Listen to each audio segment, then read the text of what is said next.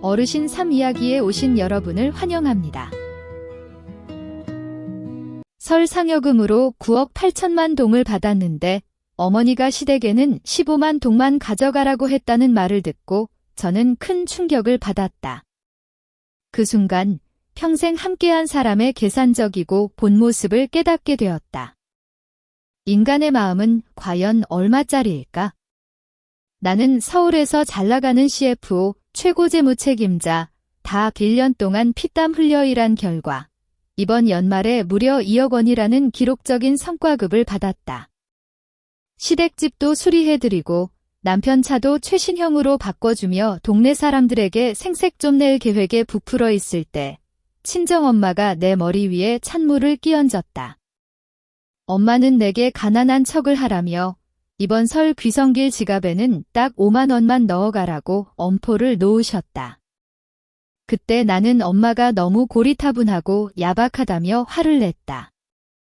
하지만 그 외로운 5만 원권 한 장이 혈육이라 믿었던 이들의 탐욕스러운 민낯과 소름 끼치는 배신감을 비추는 돋보기가 될 줄은 꿈에도 몰랐다. 따뜻할 줄만 알았던 고향 방문은 탐욕과 잔혹한 다단계 사기가 뒤엉킨 폭풍으로 변했다. 엄마가 내린 조만 원의 시험 뒤에 숨겨진 비밀은 무엇일까? 그리고 우리의 주머니가 비었을 때도 진심 어린 정은 버텨낼 수 있을까? 지금부터 그 이야기를 시작하려 한다. 나는 16층 집무실에 가만히 앉아 오크 책상 위에 놓인 성과급 결정서를 응시했다. 유리창 너머 연말의 서울은 분주하고 화려했지만 도시의 소음은 내 방문 앞에서 멈춘 듯 했다. 종이 위에 진하게 찍힌 기억분이라는 숫자가 눈앞에서 춤을 췄다. 경기 불황의 파고를 넘기 위해 회사의 재정 키를 잡고 밤을 지새운 일련의 결실이었다. 나는 심호흡을 하며 가쁘게 뛰는 가슴을 진정시켰다. 2억 원이 결코 적은 액수가 아니다. 몇 년 전의 나에게는 꿈에서나 그리던 숫자였다. 가장 먼저 한 일은 남편 민수 씨에게 전화를 거는 것이었다. 신호음이 끊기자마자 수화기 너머로 민수의 다정한 목소리가 들렸다. 나는 벅차오르는 기쁨을 감추지 못하고 떨리는 목소리로 소식을 전했다. 남편은 한동안 말을 잇지 못하더니 이내 환호성을 질렀다. 그는 내가 그럴 자격이 충분하다며 맞장구를 쳤다. 우리는 역대급으로 화려한 설명절을 계획하기 시작했다. 머릿속으로 지출 항목을 하나하나 나열했다. 우선 우리가 사는 강남 하이엔드 아파트의 대출금부터 상환할 것이다. 그 다음엔 민수가 오랫동안 눈독만 들이던 최신형 전기차로 바꿔주고 무엇보다 시부모님을 위해 현금 3천만 원을 들고 내려가 강원도 시골집을 리모델링해 드릴 계획이었다. 비만 오면 물이 셀까 걱정하시던 시어머니가 동네 사람들 앞에서 어깨를 펴게 해드리고 싶었다. 남편과 전화를 끊고 곧장 강원도 친정에 계신 엄마에게 영상통화를 걸었다. 엄마는 내 기쁨을 함께 나눌 다음 차례였다. 화면 속 엄마는 머리카락에 흰 서리가 내려앉았지만 눈빛만은 여전히 예리하고 총명했다. 엄마는 툇마루에 앉아 나무를 다듬고 계셨고 노을빛이 산전수전 다 겪은 여인의 얼굴 위로 깊게 팬 주름을 비추고 있었다. 나는 들뜬 목소리로 역대급 성과급에 대해 자랑했다. 엄마가 웃으며 축하해주거나 장하다는 칭찬 한마디쯤은 해줄 줄 알았다. 하지만 내 입가의 미소는 엄마의 굳어진 표정을 보는 순간 얼어붙었다. 엄마는 손에 쥐고 있던 나무를 내려놓고 차가울 정도로 엄숙한 눈빛으로 화면을 쏘아보셨다. 엄마는 최근에 시댁 쪽 작은어머니와 작은아버지가 연락해 온 적이 없느냐고 물으셨다. 나는 멍하니 고개를 저었다. 엄마는 헛웃음을 지으며 단호한 어조로 말을 이었다. 그들이 엄마에게 전화를 걸어 내 올해 연봉과 성과급이 얼마인지, 회사는 잘 돌아가는지 끊임없이 캐물었다는 것이다. 심지어 작은어머니는 수익이 빨리 나는 곳에 투자하고 싶다며 돈을 빌려달라는 암시까지 했다고 한다. 엄마는 내가 회사에서는 재무 전문가일지 몰라도 사람 보는 눈은 아직 한참 멀었다고 혀를 차셨다. 나는 그저 평범한 안부 인사였을 거라고 변명하려 했지만 엄마는 단칼에 잘라내셨다. 지난 몇 달간 시댁 친척들의 언행을 하나하나 분석해 주셨다. 몇십만 원 정도의 푼돈을 빌려가고는 입을 싹 닦는 모습, 말도 안 되는 대박 투자 프로젝트를 떠벌리는 모습들 모두가 불길한 징조라고 하셨다. 평생 장사를 하며 사람을 상대해온 엄마의 직감은 틀린 적이 없었다. 엄마는 인간의 탐욕은 밑 빠진 독과 같아서 상대가 금광이라고 생각하는 순간 끝도 없이 밀려든다고 경고하셨다. 그리고 엄마는 나에게 충격적인 제안을 하셨다. 한 가지만 약속하라는 것이었다. 이번 설에 고향에 갈 때 절대로 실제 성과급 액수를 밝히지 말 것. 회사가 올해 실적이 악화되어 대규모 구조조정 중이고 성과급은커녕 일자리를 지킨 것만으로도 다행이라고 거짓말을 하라고 하셨다. 그러면서 지갑에 딱 현금 5만 원만 넣어서 내려가라고 명령하셨다. 나는 격렬하게 반대했다. 내가 명색이 CFO고 종갓집 맏며느리인데 어떻게 빈손으로 내려가느냐고. 더구나 민수 씨와 집을 수리해주기로 약속까지 했는데 이건 남편 체면을 깎아 먹는 짓이라고 항변했다. 하지만 엄마는 요지부동이었다. 안쓰러움과 강단이 교차하는 눈빛으로 나를 바라보며 말씀하셨다. 이건 구두쇠 짓을 하라는 게 아니라 시험을 하라는 것이라고. 너무 늦기 전에 사람 속마음을 꿰뚫어 보라는 뜻이었다. 돈은 피부치만큼 가깝기도 하지만 양날의 검이기도 하다고. 만약 그들이 나를 진심으로 아낀다면 내가 빈손으로 가도 반갑게 맞아주겠지만 내 주머니만 보고 있다면 2억 원을 다 내주어도 결국 돈도 잃고 사람도 잃게 될 것이라고 하셨다. 엄마는 마지막으로 내 등골이 서늘해지는 한마디를 덧붙였다. 이번에 엄마 말을 듣지 않았다가 나중에 무슨 일이 생기면 절대 엄마한테 와서 울지 말라고. 엄마의 단호함에 나는 결국 기가 꺾였다. 마음 한구석엔 여전히 의구심이 남았지만 엄마가 나를 해치려 할 리 없다는 것쯤은 알고 있었다. 엄마의 삶의 연륜은 내 학위나 책 지식으로는 따라갈 수 없는 영역이었다. 결국 나는 무거운 마음으로 고개를 끄덕였다. 조금 전의 성과급 기쁨은 순식간에 사라지고 다가올 귀성길에 대한 막연한 불안감이 그 자리를 채웠다. 과연 엄마의 예감이 맞을까? 아니면 나는 시댁 식구들 눈에 그저 거짓말쟁이 구두쇠로 전락하게 될까? 그 질문은 퇴근할 때까지 나를 괴롭혔다. 그날 밤 집에 돌아온 나는 엄마가 짜놓은 연극을 시작했다. 민수는 주방에서 저녁 식사를 준비하느라 분주했고 구수한 김치찌개 냄새가 진동했다. 남편의 뒷모습을 보니 죄책감에 마음이 무거워졌다. 민수는 순하고 정직한 사람이라 나에게 무엇 하나 숨긴 적이 없었다. 그런데 나는 그가 가장 기뻐할 때 거짓말을 해야 했다. 식탁에 앉아 나는 일부러 어두운 표정을 지었다. 한숨을 내쉬며 젓가락을 내려놓고는 회사에 갑작스러운 사태가 터졌다고 전했다. 해외 파트너사가 계약을 파기해 자금줄이 막혔고 오전에 말한 성과급은커녕 13월의 월급, 연말정산 소급분까지 삭감되어 적자를 메우기로 했다고 지어냈다. 지금 수중에 이번 설을 지낼 돈 몇십만 원뿐이라고 말이다. 나는 민수의 반응을 살피며 실망이나 원망이 돌아올 것에 대비했다. 하지만 그의 반응은 나를 놀라게 했고 그를 더 사랑하게 만들었다. 민수는 잠시 멈칫하며 미소가 사라지는 듯 하더니 이내 다시 밝은 표정을 지었다. 그는 내 손을 꼭 잡고 다정한 목소리로 위로했다. 돈은 있다가도 없는 것이고 사람이 제일 중요하다고.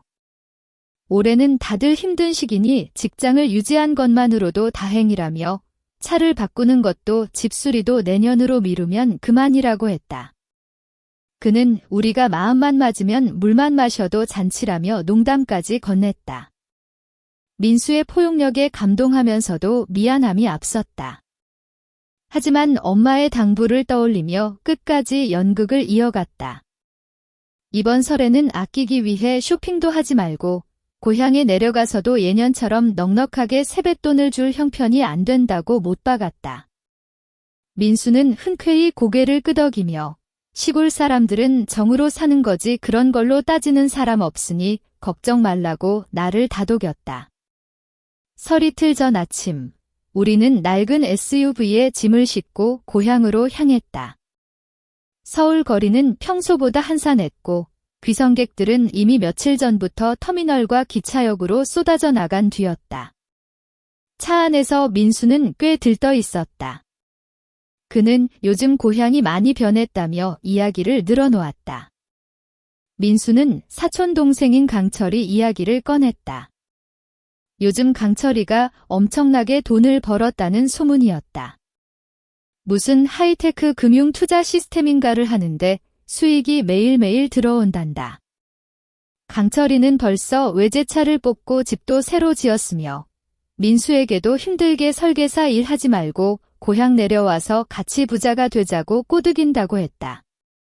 민수는 그저 웃으며 내가 금융을 뭘 알아서 투자를 하겠냐고 넘겼지만 집안 사람이 잘 되니 기분은 좋다고 했다. 강철이라는 이름과 기술 투자, 고수익이라는 단어를 듣는 순간 가슴이 철렁했다. 내 직원들에게 매번 주의를 주던 전형적인 위험 신호들이었다. 엄마의 경고가 근거 없는 소리가 아니었음을 직감했다. 나는 민수에게 강철이의 직업에 대해 더 자세히 물었지만 민수도 인공지능 알고리즘으로 가상화폐나 외환 거래를 한다는 정도로만 대충 알고 있었다. 고속도로 중간쯤 우리는 휴게소에 들러 쉬어가기로 했다. 마침 근처에 사는 내 절친 지영이를 만났다. 은행권에서 일하는 지영이는 우리 엄마만큼이나 소식에 밝았다. 커피숍에 앉자마자 지영이는 안부도 묻기 전에 경고부터 쏟아냈다. 요즘 지방을 중심으로 유사수신 행위와 사기 대출이 기승을 부린다는 것이었다. 고수익을 미끼로 시골 사람들의 무지를 파고든다고 했다. 수법이 치밀해서 처음에는 이자를 꼬박꼬박 주며 안심시킨 뒤 나중에는 집문서를 담보로 대출받게 하거나 고금리 사채까지 끌어쓰게 유도하고는 돈을 들고 잠적해 버린다는 것이다. 지영이는 설명절을 앞두고 빚쟁이들에게 쫓겨 야반도주하는 집들이 수두룩하다며 고향 가면 절대 달콤한 말에 속아 돈을 내주지 말라고 신신당부했다. 지영이의 이야기는 한여름 정오에 얼음물을 뒤집어 쓴 듯 나를 서늘하게 만들었다. 엄마의 말과 민수가 전한 강철이의 상황이 무섭도록 일치했다. 나는 진심으로 걱정되기 시작했다. 이번 고향 방문은 단순한 가족 모임이 아니라 빈 지갑이라는 무기 하나 없는 몸으로 늑대 굴에 들어가는 기분이었다. 주차장에 세워진 우리 집의 낡은 차를 바라보았다. 과연 이 가난뱅이 연극이 우리 앞에 닥칠 탐욕의 폭풍으로부터 우리를 지켜줄 수 있을까? 민수는 아무것도 모른 채 천진하게 웃고 있었지만 나는 내 손가방을 꽉 쥐었다. 그 속에는 딱 5만 원권 한 장과 잔돈 몇 푼뿐이었다. 나는 마음을 단단히 먹기로 했다. 노을이 옅어질 무렵 우리 차는 마을 어귀에 들어섰다. 읍내 입구에는 화려한 플래카드가 걸려 있고 스피커에서는 설맞이 노래가 울려 퍼졌다. 하지만 내 눈에 들어온 것은 예전의 평화로운 시골 풍경이 아니었다. 상상 이상으로 화려해진 변화였다. 고층 빌딩 같은 전원주택들이 줄지어 들어서고 집집마다 대문은 번쩍이는 금칠로 치장되어 있었으며 최신형 오토바이들이 먼지를 일으키며 도로를 질주했다. 시어머니 댁 대문 앞에 도착했을 때 나는 그 웅장함에 압도당했다. 시어머니 박 여사님 댁에는 붉은 청사초롱 두 줄이 골목 끝까지 화려하게 걸려 있었다. 마당에는 테이블이 가득 깔려 있었고 친척들이 모여 왁자지껄 떠들고 있었다. 우리 차가 대문 앞에 멈춰서자 마치 국빈이라도 맞이하듯 사람들이 우르르 쏟아져 나왔다. 시어머니 박 여사님은 진한 자주색 벨벳 한복을 차려입고 진한 화장을 한 채 가장 먼저 달려 나오셨다. 민수를 덥석 안더니 내 손을 잡으며 환하게 웃으셨지만 눈동자는 재빨리 우리의 낡은 차와 나의 수수한 옷차림을 훑고 지나갔다. 어머니는 서둘러 우리를 집 안으로 이끌며 서울에서 큰손자들과 며느리가 왔다며 친척들에게 요란스럽게 소개하셨다. 나는 이 과한 환대에 숨이 막혔다. 그들이 우리에게 바라는 것은 명백히 돈에 비었다. 집 안으로 들어서니 이미 차려진 제사상과 잔치상에는 시골에서 보기 힘든 랍스터, 킹크랩, 고급 양주들이 즐비했다. 모든 이의 시선이 내 핸드백으로 쏠렸다. 통성명이 끝나고 모두가 기다리던 시간, 세뱃돈 순서가 왔다. 박 여사님은 소파 상석에 떡하니 앉으셨고 그 주위로 숙모들, 삼촌들, 그리고 조카들이 기대에 찬 눈빛으로 늘어섰다. 나는 심호흡을 하며 엄마의 당부를 떠올리고 내 역할을 시작했다. 나는 지갑을 열어 내부가 텅 비어 있는 것을 모두에게 보란듯이 보여주었다. 나는 떨리는 목소리로 조례 경제가 너무 안 좋아서 성의만 보태드린다며 1만 원권 2장을 정중히 시어머니께 올렸다. 거실의 소음이 마치 누군가 스위치를 끈 듯 순식간에 잦아들었다. 박 여사님의 입가에 머물던 미소가 딱딱하게 굳더니 이내 일그러졌다. 어머니는 내 손에 들린 2만 원을 마치 못 볼 물건을 본 듯 쳐다보셨고 눈빛은 경악에서 깊은 실망으로 변했다. 숙모들과 작은어머니들 사이에서 수군거림이 터져나왔다. CFO니 뭐니 대단한 줄 알았더니 순이름값도 못하네 라는 작은어머니의 비아냥거림이 귓가를 때렸다. 나는 계속해서 조카들에게 5,000원, 1,000원짜리 지폐를 세뱃돈으로 건넸다. 돈을 받은 아이들의 표정은 썩어 들어갔고 어떤 아이는 겨우 이거냐며 대놓고 투덜대더니 봉투를 바닥에 툭 던져버렸다. 내 옆에 선 민수의 얼굴은 창피함으로 붉게 달아올랐지만 그는 내 손을 꼭 쥐며 묵묵히 힘을 보태주었다. 이어진 식사 시간은 숨막히는 침묵과 냉대뿐이었다. 나는 순식간에 귀빈에서 투명 인간으로 전락했다. 누구도 내게 음식을 권하지 않았고 근황을 묻지도 않았다. 조금 전까지 나를 반기던 미소들은 날카로운 눈초리와 가시 돋친 빈정거림으로 바뀌어 있었다. 분위기가 최악으로 치닫던 그때 강철이가 나타났다.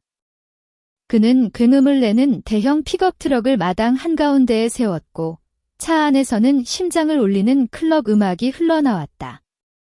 강철이는 마치 대스타라도 된 양목의 개목걸이만 한 굵은 금목걸이를 걸고 손가락마다 보석 반지를 낀 채 위풍당당하게 들어왔다. 그는 주머니에서 두툼한 돈다발을 꺼내더니 아이들에게 5만 원권 한 장씩을 척척 뿌려댔다. 집안은 순식간에 환호성으로 뒤덮였다. 시어머니 박 여사님은 금세 태도를 바꿔 귀한 조카를 껴안으며 강철이가 최고라느니 효자라느니 칭찬을 늘어놓았다. 강철이는 호탕하게 웃으며 민수의 어깨를 아플 정도로 툭 치더니 나를 비웃는 눈빛으로 훑어보았다. 그는 상석에 앉아 스마트폰 클릭 몇 번으로 하루에 수백만 원씩 번다며 수천억대 프로젝트에 대해 떠들어대기 시작했다. 강철이는 요즘 세상에 월급 몇백만 원 받으려고 남 밑에서 일하는 건 멍청한 짓이라며 목소리를 높였다. 그는 나를 향해 입꼬리를 비틀며 비릿한 미소를 지었다. 명색이 서울에서 이사라는 양반이 시어머니 세뱃돈으로 2만 원을 내놓다니 부끄럽지도 않아요. 서울 산다고 폰만 잡았지 돈 쓰는 건 깨어있는 시골 사람 발톱 끝도 못 따라오네. 친척들이 약속이라도 한 듯 강철이의 비웃음에 동조했다. 시어머니도 고개를 끄덕이며 맞장구를 쳤고 민수에게 너도 동생 좀 배워라. 돈도 안 되는 설계도만 붙잡고 있지 말고 라며 눈치를 주었다.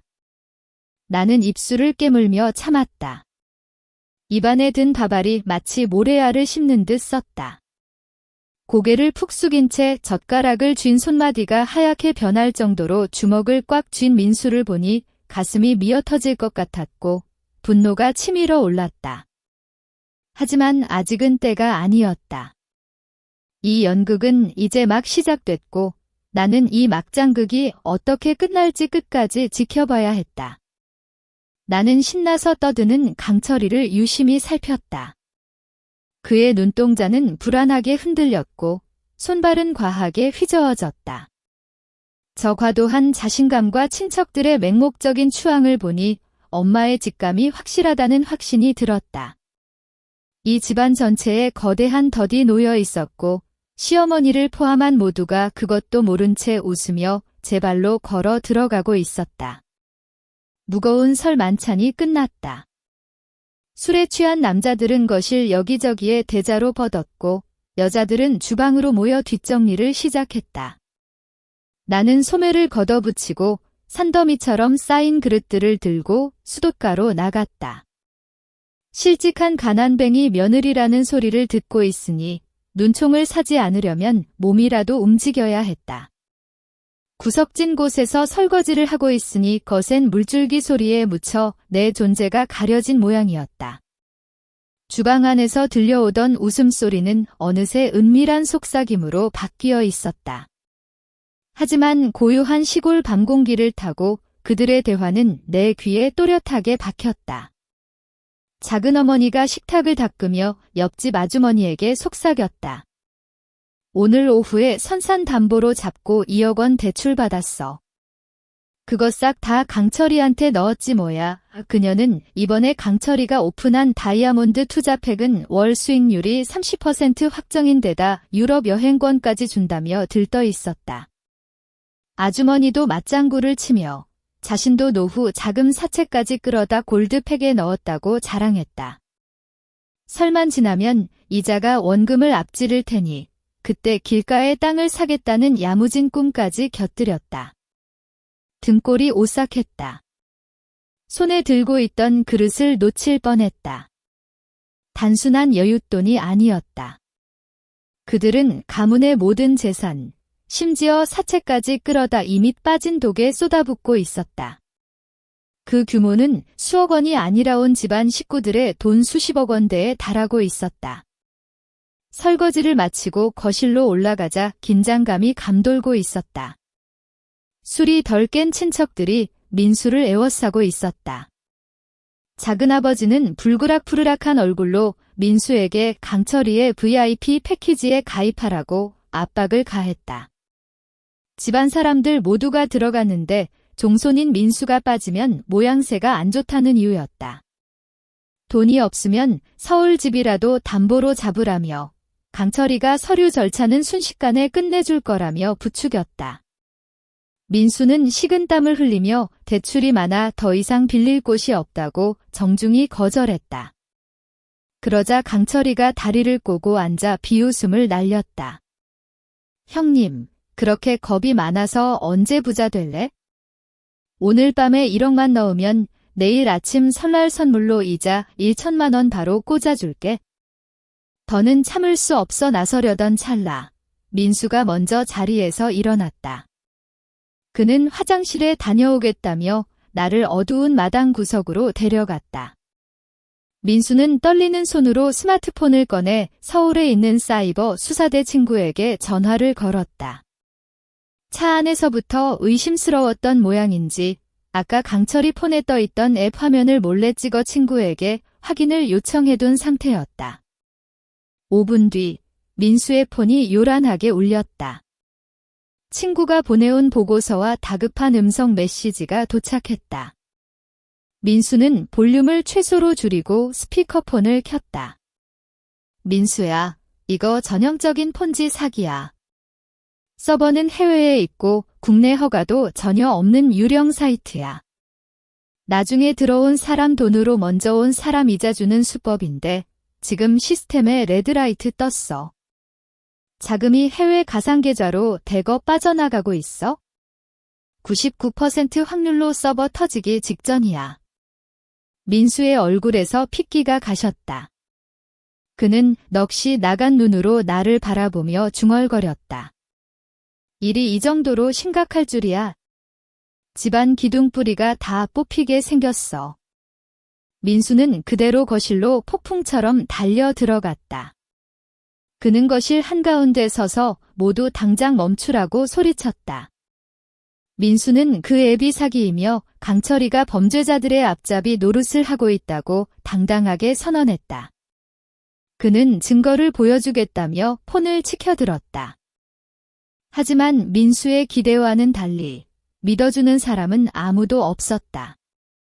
작은아버지는 책상을 내리치며 사촌 동생이 잘 되는 게 그렇게 배 아프냐며 고함을 쳤고 시어머니 박 여사님도 눈을 부라리며 고향 내려와서 도움은 못 줄 망정 다 차려진 밥상을 엎으려 드냐며 아들을 꾸짖었다.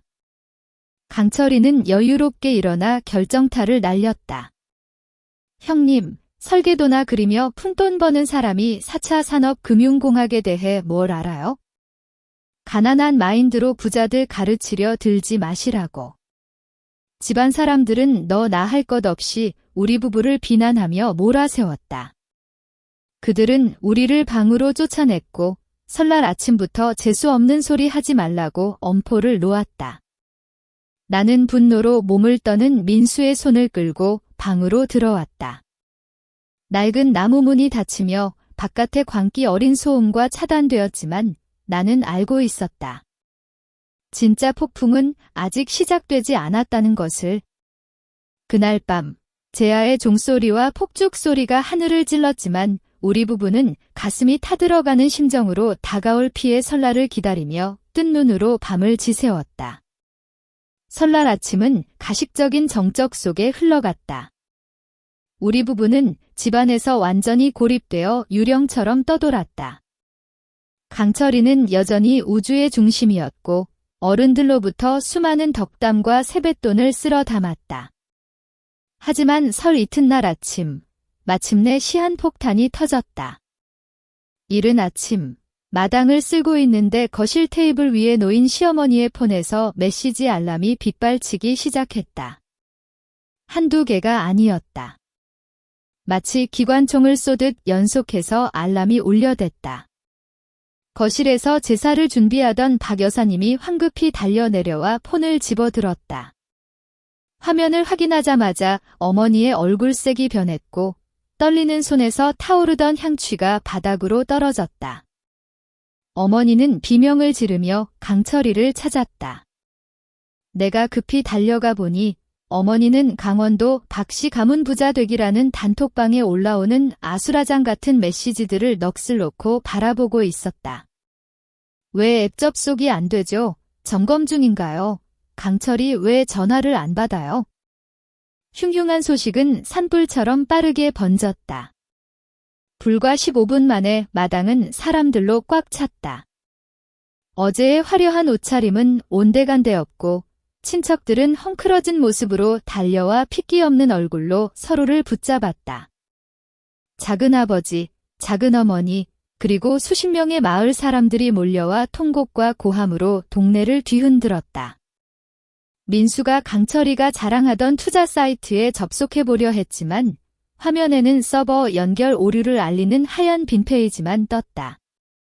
강철이의 번호로 전화를 걸었지만 돌아오는 것은 지금은 연결할 수 없어 라는 무미건조한 안내음뿐이었다. 강철이는 사라졌다. 그의 번듯한 새집은 굳게 잠긴 채 침묵만을 지켰다. 진실은 벌거벗겨진 채 잔혹하게 드러났다.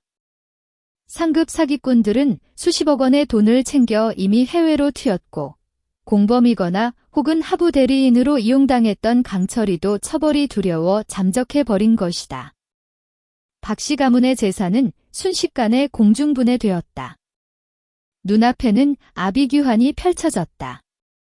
선산을 팔아치운 작은어머니는 바닥에 주저앉아 조상님 이름을 부르며 통곡했고 아주머니는 어제 돈을 빼자는 걸 말렸던 남편의 멱살을 잡고 울부짖었다.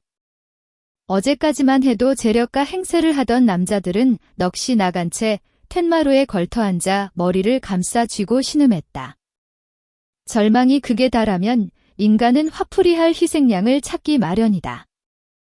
그리고 불행하게도 그 희생양은 우리 부부였다. 누가 먼저 시작했는지 모르겠지만 작은어머니가 갑자기 민수와 나를 손가락질하며 증오 섞인 목소리로 소리를 질렀다. 우리 부부가 재수없는 기운을 몰고 와서 어제 민수가 재수없는 소리를 하는 바람에 시스템이 터진 거라며 몰아붙였다. 말도 안 되는 억지였지만 집단 광기에 사로잡힌 사람들에게 그 소리는 묘하게 설득력 있게 들리는 모양이었다. 큰아버지가 거들고 나섰다. 서울에서 그렇게 잘 나간다는 놈들이 집안이 망해가는 걸 보고도 모른 척했냐며 호통을 쳤다. 만약 어제 강철이가 시키는 대로 우리가 2억 원을 넣어 자금을 수혈했더라면 유동성이 막히지 않았을 것이고 돈도 잃지 않았을 거라는 기적의 논리를 펼쳤다. 그들은 자신들의 탐욕을 우리 탓으로 돌리며 나의 가난뱅이 연극이 간접적으로 집안을 망친 원인이라고 소리를 높였다. 민수는 내 앞을 가로막고 이건 조직적인 사기극이며 돈은 이미 예전에 날아간 것이라고 이성적으로 설명하려 애썼다. 하지만 아무도 듣지 않았다. 돈을 잃어 눈이 뒤집힌 사람들, 탐욕과 공포로 일그러진 얼굴들이 우리를 에워쌌다. 그들은 욕설을 내뱉고 삿대질을 하며 종갓집 장손으로서 이 사태를 책임지고 보상하라고 악을 써댔다. 광기에 휩싸인 군중을 보며 나는 공포와 경멸을 동시에 느꼈다. 탐욕은 그들의 눈을 멀게 했고 궁지는 그들을 짐승으로 만들었다. 나는 민수의 손을 꽉 잡으며 더 이상 말씨름하지 말라고 귓속말을 했다. 지금 이들에겐 그 어떤 논리도 먹히지 않는다. 잃을 것을 다 잃은 자들의 귀에는 그 무엇도 들리지 않기 때문이다. 긴장이 최고조에 달한 순간 거실 쪽에서 둔탁한 소리가 들렸다. 줄곧 넋이 나간 채 앉아있던 시어머니 박 여사님이 갑자기 가슴을 부여잡고 쓰러진 것이다. 입가에는 거품이 일었고 눈은 뒤집혀 있었다. 집안은 아수라장이 되었다. 민수는 비명을 지르며 어머니를 들쳐 업었고 나는 서둘러 119를 불렀다. 설 이튿날 평화롭던 시골 마을에 울려 퍼진 구급차 사이렌 소리는 이 비극이 이제야 본격적으로 시작되었음을 알리고 있었다. 명절에 강원도 도립병원은 한산했고 긴 복도에는 시린 바람이 불어닥쳤다. 코끝을 찌르는 독한 소독약 냄새에 속이 울렁거렸다. 응급실 진단 결과 박 여사님은 급격한 혈압 상승으로 인한 경미한 뇌졸중이었다. 다행히 처치가 빨라 생명에는 지장이 없었지만 집중 관찰이 필요한 상태였다. 어머니가 쓰러진 이유는 단순한 정신적 충격 때문만이 아니었다. 더 고통스러운 비밀이 숨겨져 있었다. 보험 서류를 찾기 위해 어머니의 가방을 뒤지던 중 깨알 같은 숫자가 적힌 수첩을 발견했다. 알고 보니 박 여사님은 자식들 몰래 평생 모은 노후 자금 6천만 원에 집 뒤편 작은 텃밭까지 몰래 팔아치운 돈을 전부 강철이에게 쏟아부은 상태였다. 사돈댁 앞에서 보란듯이 어깨를 펴고 재산을 불려보려던 욕심이 결국 파국을 부른 것이다. 민수는 병원 복도에서 머리를 감싸 쥐고 괴로워했다. 나는 옆에 앉아 그의 등을 가만히 쓰다듬었다. 시어머니가 원망스러웠지만 각종 의료기기에 둘러싸여 창백하게 누워있는 모습을 보니 가슴 한구석이 아려왔다. 하지만 나를 더 소름 끼치게 만든 건 시댁 친척들의 잔인함이었다. 마땅히 누이이자 고모인 박 여사의 안부를 걱정해야 할 그들은 병원에 병문안이 아닌 빚 독촉을 하러 왔다. 작은아버지와 작은어머니 일행은 대기실에 있던 민수를 에워쌌다. 어머니의 생사는 안중에도 없었다. 그들이 내뱉은 첫마디는 어머니의 빚을 대신 갚으라는 압박이었다. 작은아버지는 비뚤비뚤하게 쓰인 차용증을 내밀며 박 여사가 투자금 명목으로 빌려간 500만 원을 아들이 갚으라고 윽박질렀다. 작은어머니는 당장 담보 잡힌 집문서를 찾아오지 않으면 사채업자들이 집에 불을 지를 거라며 울부짖었다. 그들은 민수가 외아들이니 재산을 물려받을 권리만큼 빚도 갚아야 한다고 억지를 부렸다. 서울 사는 부자라는 딱지를 붙여 우리를 뜯어먹으려 혈안이 되어 있었다. 민수는 지친 표정으로 고개를 저으며 가진 돈 5만 원은 이미 차비와 입원비 예약금으로 다 썼다고 말했다. 작은 어머니는 민수를 불효자라며 몰아세웠고 급기야 멱살을 잡으려 달려들었다. 나는 벌떡 일어나 그들 사이를 가로막았다. 나는 서늘한 눈빛으로 그들을 쏘아보았다. 여기는 병원이지 시장 바닥이 아닙니다. 돈은 본인이 빌려준 거고 여러분도 탐욕 때문에 스스로 뛰어든 일이에요. 누구도 칼 들고 협박해서 돈 가져가라고 안 했습니다. 우리 부부는 이런 비이성적인 빚을 갚을 의무가 전혀 없습니다. 그때 간호사가 박 여사님이 깨어났음을 알렸다. 우리는 급히 병실로 들어갔다. 어머니는 창백한 얼굴로 한쪽 입가가 약간 처진 채 누워 계셨다. 민수와 나를 본 어머니의 눈에는 후회나 고마움 대신 원망의 기운이 서려 있었다. 어머니는 쇳소리 섞인 목소리로 나를 독한 년, 피도 눈물도 없는 며느리라며 비난했다. 집안이 풍비박산 났는데 구경만 했다며 민수가 내 말만 듣고 돈을 안 내놓는 바람에 이 지경이 됐다고 탓하셨다. 어머니의 왜곡된 생각 속에서는 내가 돈만 내놓았어도 강철이가 도망가지 않았을 것이고 돈도 잃지 않았을 터였다. 어머니는 구두쇠 며느리 꼴도 보기 싫다며 나를 병실 밖으로 쫓아내셨다. 어머니의 마른 가슴에 비수처럼 꽂혔다. 모두를 깨우쳐주려 가난한 척 연기까지 하며 견뎠건만 돌아온 건 극심한 멸시뿐이었다. 민수가 나서려 했지만 나는 그를 말렸다. 어머니는 지금 전 재산을 잃은 충격에 제정신이 아닐 터였다. 나는 묵묵히 수납 창구로 갔다. 모진 소리를 들었음에도 나는 법인 카드를 꺼내 병원비 전액을 결제했다. 그리고 어머니를 24시간 간병인이 상주하는 VIP 병실로 옮기도록 조치했다. 내 능력을 과시하려는 게 아니었다. 아내로서 민수에 대한 도리였고 내 자존심의 문제였다. 나는 다시 병실로 돌아가 문밖에서 모두가 들을 수 있게 선포했다. 어머니 치료비는 제가 가장 좋은 곳으로 다 해결했습니다. 하지만 그 외의 개인적인 비대는 단 1원도 관여하지 않겠습니다. 만약 누구라도 다시 찾아와 어머니의 안정을 해친다면 즉시 경찰에 영업방해와 주거침입으로 신고하겠습니다. 빈털터리인 줄 알았던 며느리가 큰일을 척척 해결하자 친척들은 기가 죽었다. 그들은 구시렁거리며 뿔뿔이 흩어졌고 차가운 병원 복도에는 우리 부부만 남았다. 나는 민수의 어깨가 파르르 떨리는 것을 보았다. 그는 돈을 잃은 슬픔보다 핏줄에 대한 믿음이 무너진 고통이 더 커 보였다. 병원 마당 벤치에 웅크리고 앉아있으니 극한의 고독이 밀려왔다. 얇은 코트 사이로 찬바람이 스쳤지만 마음속의 추위가 더 무서웠다. 민수는 서류를 챙기느라 분주했고 나는 어머니를 자극할까 봐 병실 근처에도 가지 못했다. 어머니의 독설이 귓가에 쟁쟁했다. 가족이라는 울타리가 무너져 내리는 무력감에 눈물이 났다.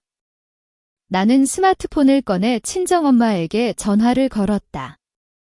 엄마의 목소리를 듣자마자 강한 척하던 내 가면이 부서졌다. 나는 아이처럼 엉엉 울며 지난 이틀간의 일들을 쏟아냈다. 친척들의 냉대, 시어머니의 발작, 그리고 억울한 비난까지. 엄마는 조용히 내 울음을 다 들어주시더니 차분하고 단호한 목소리로 말씀하셨다. 울음 그쳐라. 운다고 해결되는 건 아무것도 없다. 돈 지키는 법은 배웠어도 사람 마음 다스리는 법은 아직 하수구나. 거기 딱 기다려라. 내일 아침에 내가 내려가서 끝장을 봐주마. 다음 날 새벽 6시 16인승 미니버스가 병원 정문에 멈췄다. 우리 엄마가 마치 전쟁터에 나가는 장군처럼 당당하게 내리셨다. 엄마 옆에는 고급스럽고 온화한 인상의 아주머니 한 분이 함께였다. 엄마는 그분을 은퇴 후 심리상담 전문가로 활동 중인 오랜 사업 파트너 오 여사님이라고 소개하셨다. 나는 엄마와 오 여사님을 병실로 안내했다. 박 여사님은 벽을 보고 누워 있었고 민수는 옆에서 사과를 깎고 있었다. 사돈이 왔음에도 박 여사님은 인사조차 하지 않고 콧방귀를 뀌었다. 부잣집 사돈이 돈을 안 보태줬다는 원망이 여전한 모양이었다. 우리 엄마는 아랑곳하지 않고 과일 바구니를 내려놓았다. 그리고 오 여사님을 예전부터 알고 지낸 지인이라며 자연스럽게 소개한 뒤 우리 부부를 밖으로 밀어내 자리를 만들어주셨다. 민수와 나는 문밖에서 초조하게 기다렸다. 안에서 오 여사님의 부드러운 목소리가 들려왔다. 그녀는 훈계하지 않았다. 대신 자신의 이야기를 시작했다. 5년 전 자신도 거대 코인 사기 사건의 피해자였다는 사실을. 당시 서울 금싸라기 땅의 집까지 팔아 유령 거래소에 쏟아부었다가 전 재산을 날렸던 경험을 말이다. 매일 수익이 찍히는 쾌감, 그리고 사이트가 폐쇄되었을 때에 무너지는 절망감을 그녀는 생생하게 묘사했다. 자식들에게 의절당하고 남편과 별거하며 단칸방 고시원을 전전해야 했던 치욕, 그리고 죽음까지 생각했던 그 어두운 터널의 이야기를 말이다. 병실 안에서 작은 흐느낌이 들려왔다. 박 여사님은 몸을 돌려 오 여사님의 이야기에 귀를 기울이고 있었다. 타인의 비극 속에서 자신의 모습을 발견한 것이다. 오 여사님은 덧붙였다. 가장 고통스러웠던 건 돈을 잃은 게 아니라 자기 자신에 대한 수치심을 감추기 위해 가장 가까운 사람들에게 분노를 퍼부었던 죄책감이었다고. 사람은 잘못을 저지르면 스스로를 가해자가 아닌 피해자로 둔갑시키기 위해 남 탓을 하게 된다는 심리를 꿰뚫어 보았다. 그녀는 박 여사님의 손을 잡으며 진심으로 말했다. 돈은 다시 벌 수 있지만 한 번 어긋난 가족의 정은 되돌리기 힘들다고. 당신은 최고의 병실과 치료비를 대주는 듬직한 아들과 영리한 며느리가 있으니 예전의 자신보다 훨씬 행복한 사람이라고 말이다. 오 여사님의 진솔한 고백은 시어머니의 피 흐르는 가슴에 강력한 진통제가 되었다. 박 여사님의 울음소리는 점점 커지더니 이내 통곡으로 바뀌었다. 그제야 우리 엄마가 다가가 사돈의 어깨를 토닥였다. 엄마는 단 한마디의 비난도 없이 사람은 누구나 실수하는 법이니 다시 시작하면 된다며 위로했다. 문밖에서 민수의 손을 잡고 있던 내 눈에서도 눈물이 고였다. 엄마의 치밀하고도 섬세한 배려에 감탄했다. 엄마는 논리가 아닌 공감으로 시어머니 마음속의 얼음을 녹여버린 것이다. 그날 밤 병원은 평온을 되찾았다. 우리에게서 더 이상 뜯어낼 게 없다는 걸 안 친척들은 이미 자취를 감췄다. 그들의 빈자리는 씁쓸했지만 그 덕분에 방 안에는 평화가 찾아왔다. 나는 민수에게 좀 쉬라고 하고 밤샘 간호를 자처했다. 박 여사님은 천장을 멍하니 바라보고 있었다. 울음은 그쳤지만 깊은 슬픔이 가득했다. 나는 따뜻한 수건으로 어머니의 얼굴과 손을 닦아드렸다. 어제 그토록 모진 소리를 들었음에도 내 손길은 조심스럽고 다정했다. 이불을 여며드리는 순간 어머니의 거칠고 마른 손이 내 손을 꽉 잡았다. 떨리지만 단단한 손길이었다. 놀라 바라보니 어머니의 눈에는 더 이상 원망이 없었다. 오직 후회와 미안함뿐이었다. 어머니는 쉰 목소리로 내게 사과하셨다. 탐욕이 눈을 가려 사촌 동생 말만 믿고 효부인 며느리를 구박했다며 자책하셨다. 집안 사람들 모두가 등을 돌릴 때 끝까지 곁을 지켜준 게 나라는 사실에 몸둘 바를 몰라 하셨다. 나는 침대 머리맡에 앉아 어머니의 손을 맞잡았다. 어머니, 저 화 안 났어요. 그런 상황에선 누구라도 흔들릴 수 있어요. 돈은 비싼 수업료 냈다고 생각해요. 어머니가 우리 곁에 건강하게 계셔주는 게 제일 중요해요.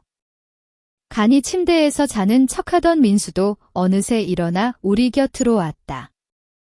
셋이서 서로를 껴안고 울었다.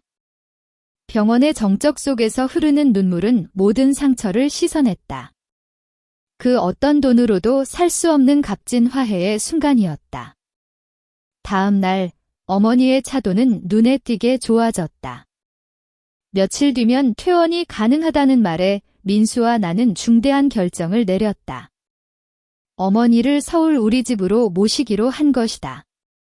고향의 환경은 이미 독이 되어 있었다. 여기서 계속 살게 된다면 동네 사람들의 수군거림과 빚쟁이 친척들의 등살에 어머니가 버티지 못할 것이 뻔했다. 게다가 이 집은 사기 사건의 아픈 기억이 서린 곳이었다. 나는 고향 집은 처분하거나 믿을 만한 사람에게 맡기고 서울 아파트에서 함께 살자고 제안했다. 박 여사님은 처음엔 짐이 될까 망설이셨지만 진심 어린 설득 끝에 고개를 끄덕이셨다. 어머니는 이제 돈으로 사람을 평가하는 곳이 아닌 가족의 온기가 있는 곳에서 살고 싶다고 하셨다. 쉽게 돈 벌기라는 악몽을 뒤로하고 우리는 새로운 삶을 준비하기 시작했다. 서울로 올라온 지 일주일, 박 여사님은 기력을 회복하셨다. 하지만 가끔 베란다 너머를 보며 한숨을 내쉬곤 하셨다. 전 재산을 날리고 자식에게 얹어 산다는 자괴감이 완전히 가시지 않은 모양이었다. 그런 시어머니의 마음을 읽은 친정엄마가 다시 한번 구원투수로 나섰다. 엄마는 회사 근처 카페로 나를 불러내더니 내 이름으로 된 5천만 원짜리 예금 통장 하나를 건네주셨다. 엄마가 평생 아껴 모은 돈이니 이걸 가져가서 시어머니께 드리라고 하셨다. 그러면서 경찰이 범인을 잡았고 강철이의 계좌를 동결해 피해 자산 일부를 회수했는데 노인들에게 우선 지급되었다고 거짓말을 하라고 당부하셨다. 엄마는 노인들에게 명예란 목숨만큼이나 중요한 것이라고 하셨다. 만약 박 여사님이 계속해서 자식들에게 짐이 된다는 죄책감 속에 사신다면 결국 시들어 죽고 말 거라고. 이 돈은 어머니의 자존심을 살려줄 구명조끼이며 자식에게 손 벌리지 않고도 내 미천이 조금은 남아있다는 안도감을 드릴 최선의 방법이라고 하셨다. 나는 그 통장을 들고 집으로 돌아오며 친정엄마의 깊은 통찰력에 다시금 감복했다. 그날 저녁 식사 시간, 나는 가족들에게 지어낸 기쁜 소식을 활기차게 발표했다. 다행히 운 좋게 이만큼이라도 찾게 되었다며 통장을 시어머니께 내밀었다. 통장을 손에 쥔 박 여사님의 눈시울이 붉어졌다. 어머니는 통장을 앞뒤로 한참을 살펴보시더니 갑자기 그것을 탁자 위에 내려놓고 우리 쪽으로 밀어내셨다. 그 행동에 민수와 나는 당황할 수밖에 없었다. 어머니는 내 눈을 똑바로 응시하며 차분하지만 단호한 목소리로 말씀하셨다. 얘야, 내 마음과 사돈의 깊은 뜻은 정말 고맙다. 내가 비록 늙어서 탐욕에 눈이 멀긴 했지만 바보는 아니란다. 경찰이 그렇게 빨리 돈을 찾아줄 리도 없고 그 사기꾼 놈이 돌려줄 돈을 남겨뒀을 리도 없지. 이거 내 부부 돈이거나 사돈어른이 나 위로하려고 보내주신 돈인 거 다 안다. 어머니는 내 손을 꼭 잡으며 이런 섬세한 배려가 눈물이 날 만큼 고맙지만 받을 수는 없다고 하셨다. 넘어진 곳에서 스스로 일어나야지. 내가 내 노후 자금을 날렸으니 그 사실을 받아들이는 것도 내 몫이다. 선이라 해도 달콤한 거짓말에 기대어 살고 싶지는 않구나. 대신 어머니는 다른 제안을 하셨다. 건강이 허락하는 선에서 적당히 일하며 소소하게 돈을 벌고 싶다고 하셨다.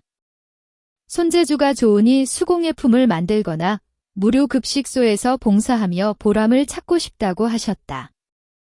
물질적인 위로가 아닌 노동을 통해 자신이 아직 쓸모있는 존재임을 느끼며 영혼의 진정한 평안을 찾고 싶다는 뜻이었다. 민수와 나는 서로를 바라보며 행복한 미소를 지었다. 우리는 어머니의 결정을 존중하기로 했다. 그날 이후 박 여사님의 삶은 완전히 달라졌다. 단지 내 공원 산책로에서 기공 체조 클럽에 가입하고 아파트 단지의 지성인 노인들과 친구가 되셨다. 어머니가 정성껏 뜨개질한 목도리와 에코백은 솜씨가 어찌나 좋은지 내가 회사 동료들에게 가져가 팔자마자 완판될 정도였다. 시어머니는 눈에 띄게 밝고 활기차지셨다. 스마트폰으로 뉴스를 검색하며 정보를 얻고 사기 예방 프로그램들을 챙겨보며 동네 노인정 친구들에게 전도사 역할까지 톡톡히 하셨다. 어머니는 시골 마을의 폐쇄적인 사고방식과 고리타분한 편견에서 완전히 벗어나 세련되고 자존감 높은 강남 할머니가 되셨다. 한때 다단계에 홀렸던 모습은 온데간데 없고 우리 부부가 존경에 맞지 않는 멋진 어른으로 거듭나신 것이다. 어느덧 시간은 흘러 고향에서의 그 끔찍했던 설날로부터 1년이 평온하게 지나갔다. 서울은 다시 눈부신 햇살이 내리쬐고 한강에서 불어오는 시원한 바람이 새로운 봄의 시작을 알리고 있었다. 우리 가족의 아늑한 아파트에서 맞는 이번 설 분위기는 작년과는 확연히 달랐다. 과시도, 무거운 계산도 없었다.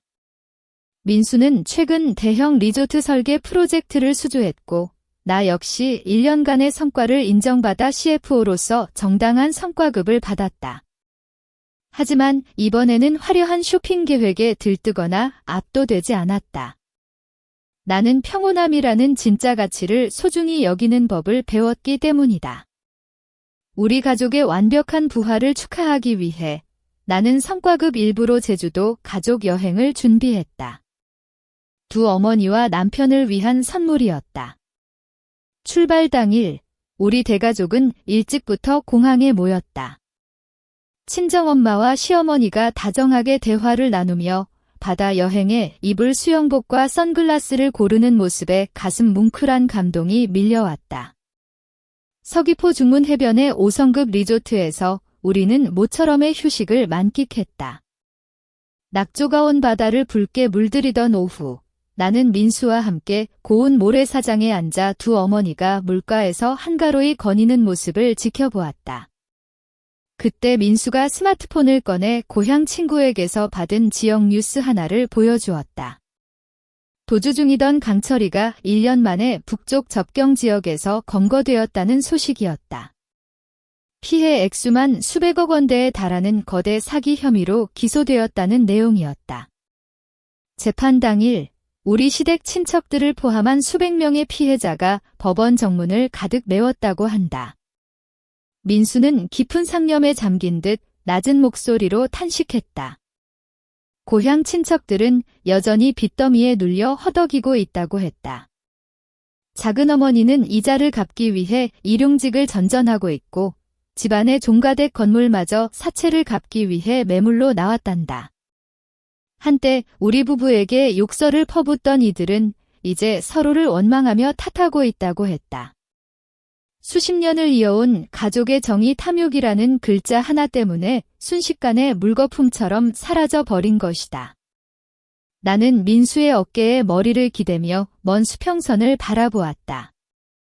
진실은 때로 잔혹하지만 작년 친정엄마가 제안했던 5만 원의 거짓말은 너무나도 영리한 시험지였다는 것을 깨달았다. 만약 그날 내가 2억 원을 들고 내려갔다면 그 돈 역시 유령앱 속으로 사라졌을 것이고 무엇보다 우리는 친척들의 그 추악한 민낯을 결코 보지 못했을 것이다. 돈에는 죄가 없다. 돈은 그저 인간의 본성을 비추는 매개체일 뿐이다. 우리가 돈을 어떻게 대하는지, 그리고 재정적 이익과 감정 사이의 경계를 어떻게 설정하는지가 곧 그 사람의 그릇과 성숙함을 증명하는 척도가 된다. 어느새 박 여사님이 밀짚 모자를 쓰고 밝은 미소와 함께 우리 쪽으로 걸어오셨다.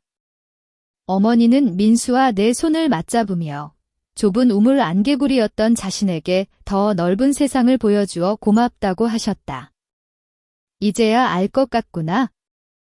행복은 스마트폰 화면 속 숫자에 있는 것도 아니고 남들의 가식적인 박수갈채에 있는 것도 아니라는 걸, 가족 사이의 진심 어린 이해와 나눔, 그것이 진짜 행복이지.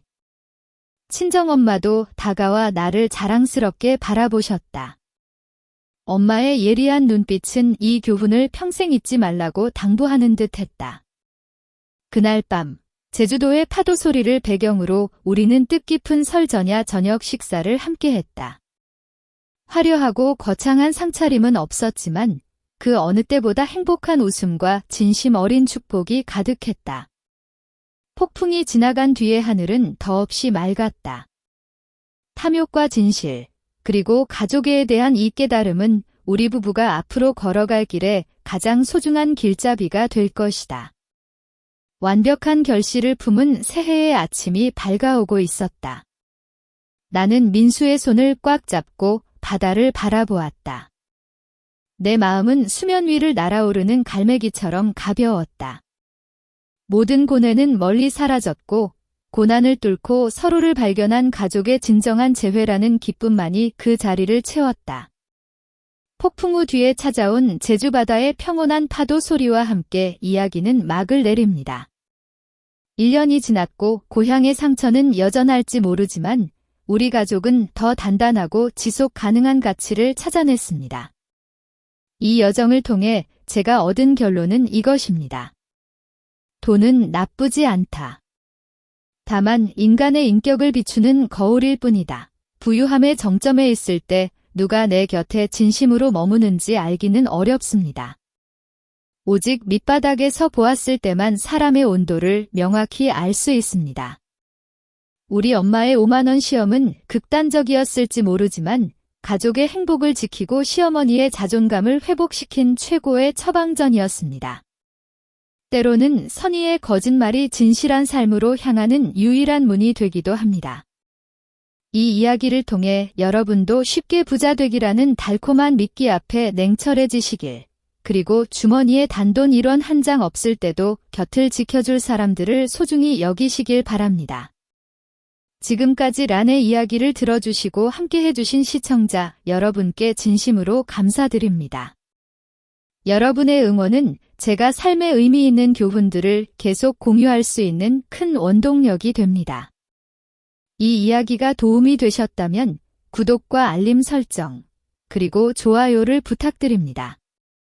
여러분과 여러분의 가정에 평안과 행복이 가득하시길, 그리고 삶의 폭풍우 속에서도 늘 현명하시길 기원합니다. 감사합니다. 다음에 더 좋은 이야기로 찾아뵙겠습니다.